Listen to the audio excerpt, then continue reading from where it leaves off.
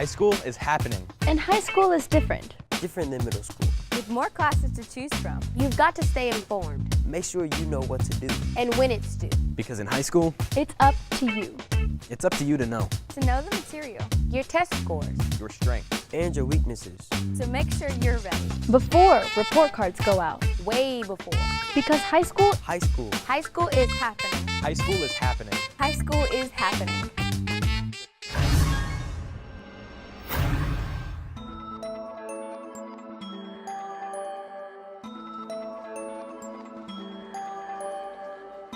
Teachers always told us high school would be different. In a way, I believed them, but you really don't know until you get here. I never had a problem making friends. I like being myself, being more independent, you could say.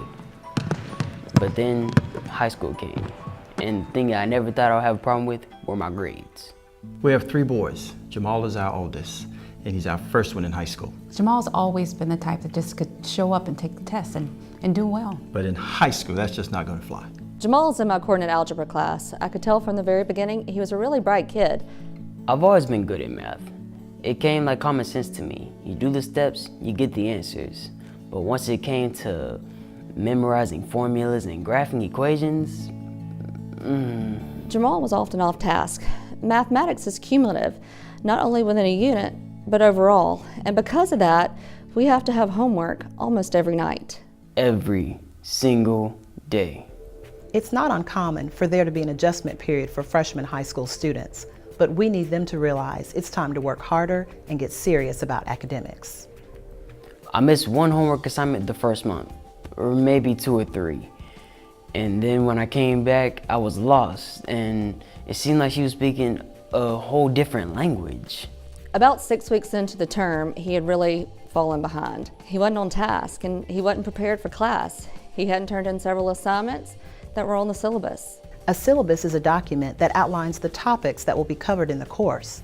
It also lets you know about the class schedule, homework, test dates, and any other information about the class. You see it on the first day, but you know, it's the first day, so a lot's going on. So it doesn't really sink in. He loves to hang out with his friends, and he has a lot of friends. He likes to play ball. And I noticed when we asked Jamal about his math classes, he just kind of shrugged me off. yeah. We met with his teacher before the year started, so we knew exactly who to contact. I told them the situation, and I told them that it was going to take a serious effort on his part to get back up to speed. All of our teachers have hours for students outside of the classroom, but it's up to the students to take advantage of that. I'm here on Tuesday and Thursday afternoons, and by appointment if those times don't work for a student. We told him Tuesdays and Thursdays after school, or no more cell phone and no more basketball. And he didn't argue with us about it either. You look at it and it's like, I'm behind. And there's this big test at the end of the semester, so I know where it's going. Jamal came in twice a week for the first 2 weeks and then once a week for the next month. Later in the year, he came in some. That's what you've got to do, because if you fall behind, you'll dig a hole for yourself. I never thought I would be the one staying for tutoring. But, you know, you gotta do what you gotta do. You have to work through it. Because once it comes time for college, I want choices. I want to be good at everything. Just like you practice for sports, you practice at school. Every single day.